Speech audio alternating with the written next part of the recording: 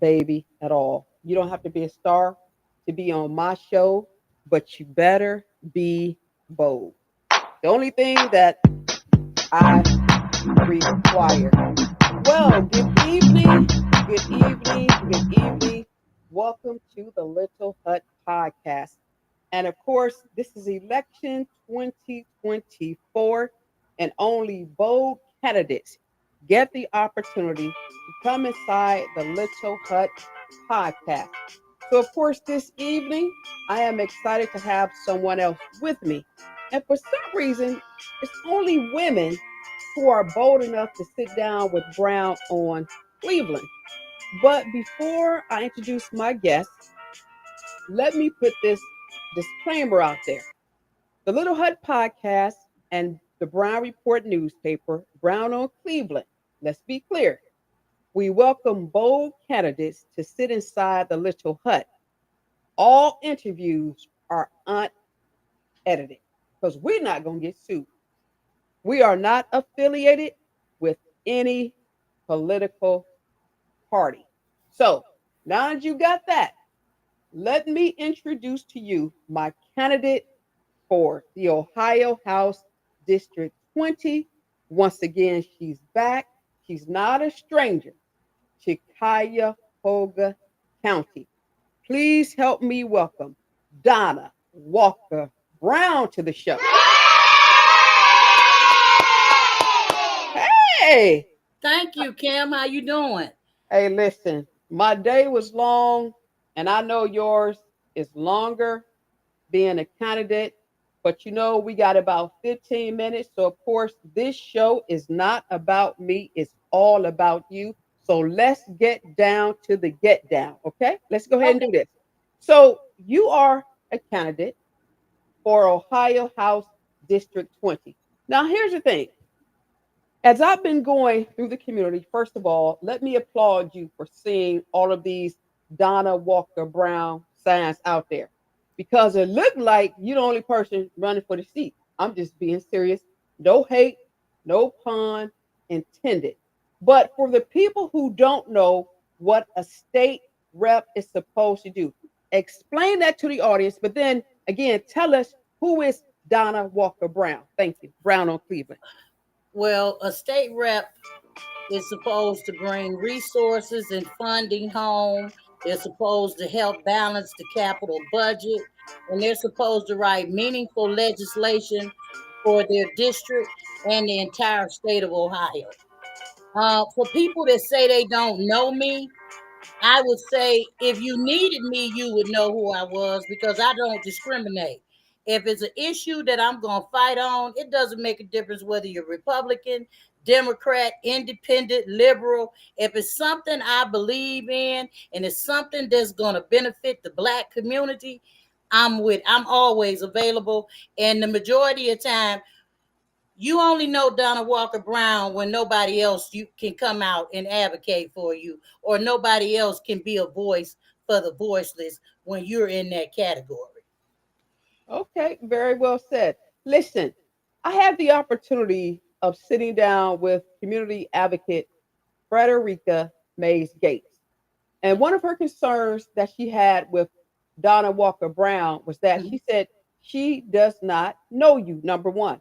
Number two, the other question is because we know the House is Republican, the question to her, the question that she posed was, what would you do to actually help the entire district, not just the Republicans? You say what, Brown on Cleveland? Well, first of all, this is going to be my district. So I'm going to take care of everybody in the district to my best ability with the resources that I'll be having being a state rep. It's not it's not about Democrat or it's not about Republican. It's about constituents in House District 20. I don't, first of all, there's not a lot of Republicans in 20, so I wouldn't be taking care of a lot of people. There's actually 123,024 people. Only 13,000 of them are Democrats. Another 1,300 are Republicans, and you got 69,000 that are independents. The rest aren't even registered. So I say to Miss Frederica, give me the opportunity to serve you as a state rep, and then after my 2 year term, do evaluate me then after I done been in office. I done had time to go downstate and let these Republicans know that House District 20 has a new sheriff in town, and Okay. she's not coming home without any money that's set on the table for constituents in Ohio. 20 is eligible. The reason I'm eligible for any type of batch of money, first I have 56% black, 27% white, 8% Hispanic, 4% Asian, and another 4% other. So that right there lets you know I'm eligible for whatever pot of money, and I'm not going to leave that meeting without getting money coming home to 20. That's what Very, I want you to remember. very well said. Candidate Walker Brown, please tell me the areas that Ohio House District encompasses. Um, it encompasses all awards 5, 7, 9, and Bratnall. Then I got pieces of 2, 3, 4, 6, 8, 10, and 12. I go from the lake over. I go down, all the downtown is in my district. I go over to parts of Tremont over there at West 7th. I come back down Woodland. I go back over, I go down to 93rd and Bessemer. I come down uh, uh 105, going all the way down to Bratnall. If you was to go to the Board of Elections and look up House District 20, it looks like a crooked wrench for a left-handed person. Okay. Candidate Walker Brown, several years ago, Councilman Kevin Conwell, Cleveland councilperson, he labeled you as the drum major of civil rights. Where did that come from? And why would a Democrat councilperson give you that title? Brown on Cleveland inside the Little Hut podcast. Well, I was the one that helped save Glenville. I informed Kevin that he was out walking one day, and I said, "Hey, brother, you like to read?" He said, "Yeah, I like to read." I said, "Well, you need to go down there and read them plans. They're getting ready to close Glenville High School. Mhm. So instead of Glenville being closed, they closed East High Oh, because Kevin got informed the last minute by me. Not to mention when Heron Road was being closed, Kevin was actually the chair of safety for the city of Cleveland. During that time, we protested Cleveland Clinic. Kevin Conwell actually held up the gun permits for the Cleveland Clinic's hospital okay. police. And that's how now when you look at which is a trauma one, it Mhm. came from when we was at Cleveland Clinic. He was banging the drums in the middle of the street. It came from us out there protesting. So Kevin, me and him have worked on a bunch of issues, but those were two of the major issues that, I had them out in zero but below weather. So that's one reason why he's like, okay, she really is the drum major. Because, most of the time they say activists are fair weather activists, right? Mhm. Well, we made a difference, and the difference had such an impact that decided they would be the trauma one facility after all of that. Let's talk Armin Budish when Mm. he was our county executive. There was an advisory commission that was set up because of the Anaya Garrett case. I'm going to say it again. There was an advisory committee that was established, that was developed under County Executive Armin Budish because of the Anaya Garrett case. For people who don't know candidate Walker Brown, explain how that happened. Brown on Cleveland inside the Little Hut pom poms, shaking my pom poms inside my podcast. Well, what happened was we had a sleepover and we stayed out there. It was cold in too. We stayed out there overnight. We had all type of activists coming and sharing their experience with the jobs and family services. And from us staying overnight, we were able to garner a meeting where we was able to bring the father and all the activists in. But let's talk about when I got a parking ticket down there with you, Kim Brown, and Al Porter regarding this issue. You remember that? I remember very well. Well, to me, that was the start. That was as they say, that parking ticket was the gas I needed in order to organize a sleepover where we even had church people out there blowing a horn. They call them what, a jafar.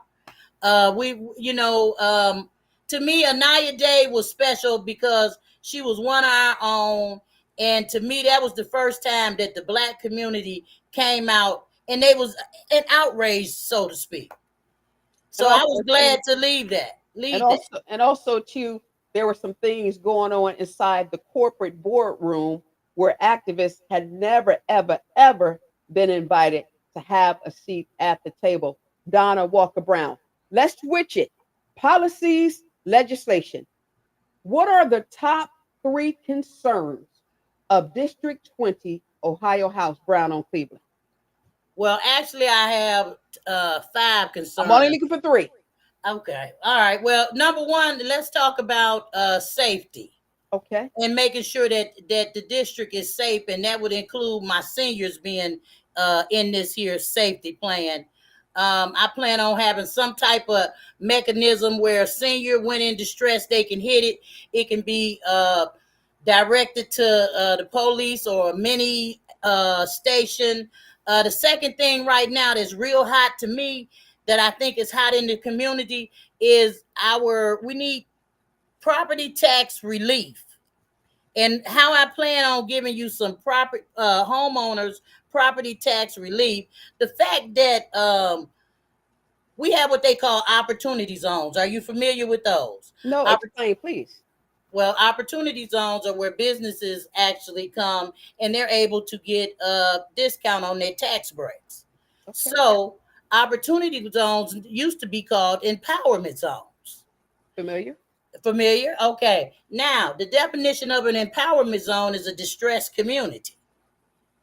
Therefore, the state of Ohio has 64 of these distressed communities. 46 of these distressed communities are in the city of Cleveland. Okay. So, with them being labeled as distressed, I figure as being a state rep, we can go and write a bill where we could give our distressed residents a 50% tax break.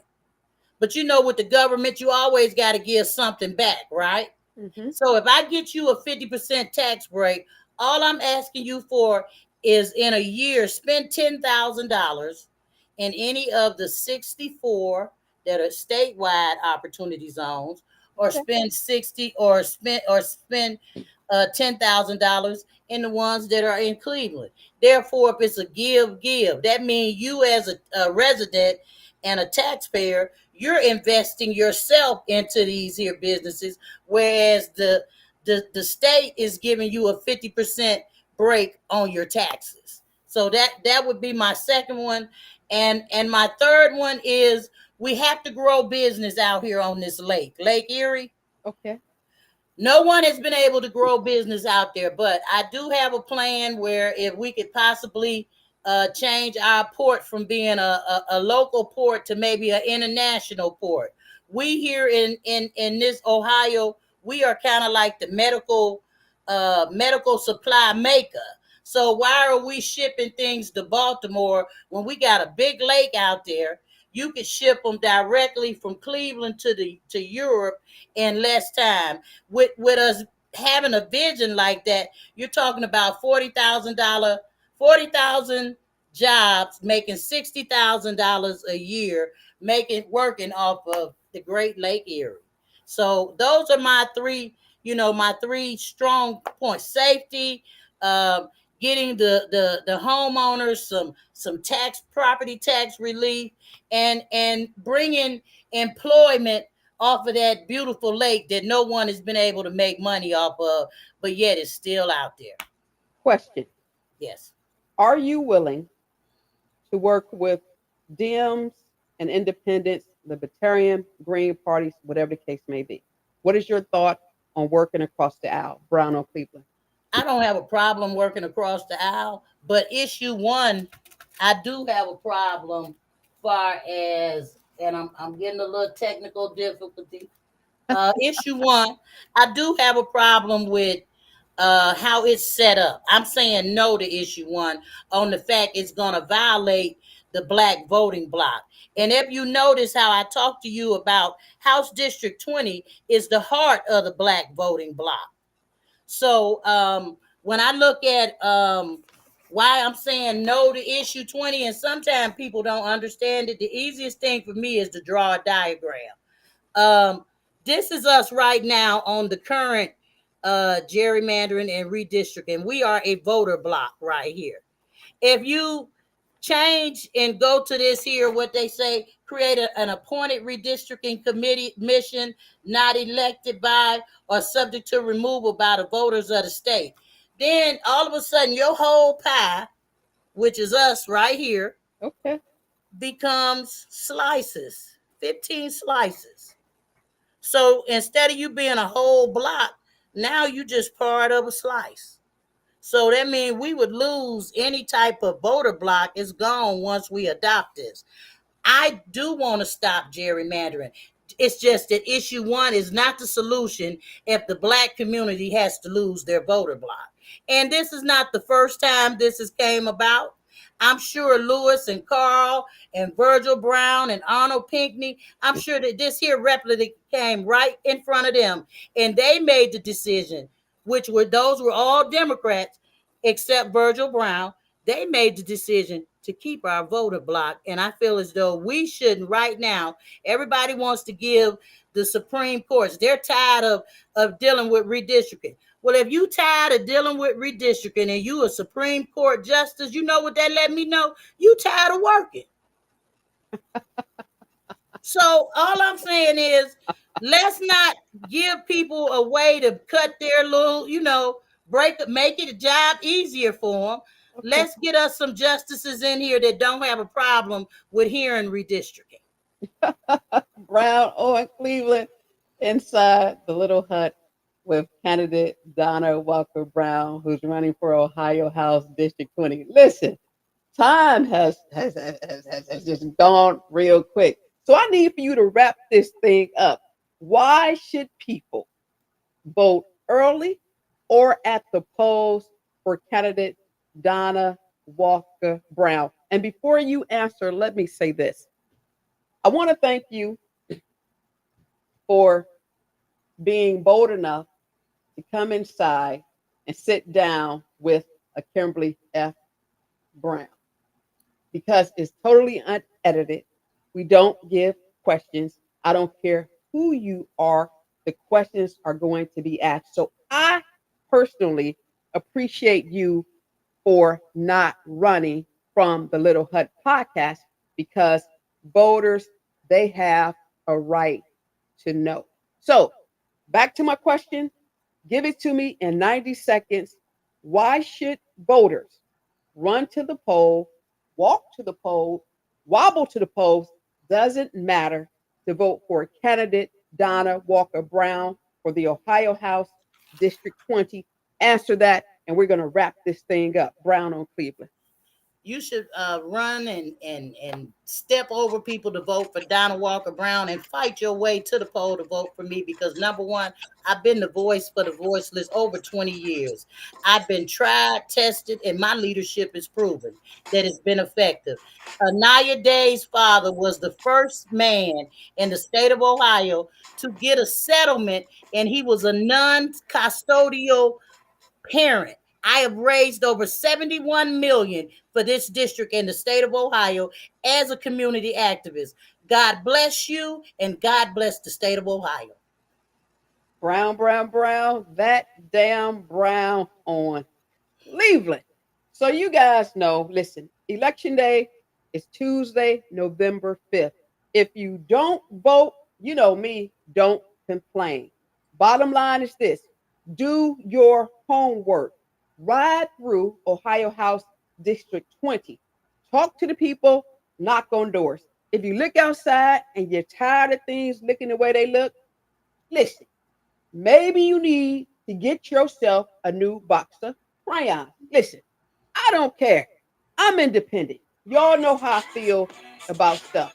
But as always, I know half of y'all don't like me, and I'm okay with that because, hey, I probably don't like you either. Don't talk about me because you know I'll talk about you back, but you can always call me if you need me. But you've been inside the Little Hut podcast where it's absolutely hot. And we've been talking to candidate Donna Walker-Brown of the Ohio House District 20. Run to the polls, walk to the polls, wobble to the polls, get to the polls, and vote for your choice. Make it to better tomorrow than what it is today. My name is Kimberly Brown. You guys have a great evening. Say goodbye, candidate. Goodbye. Have a good one.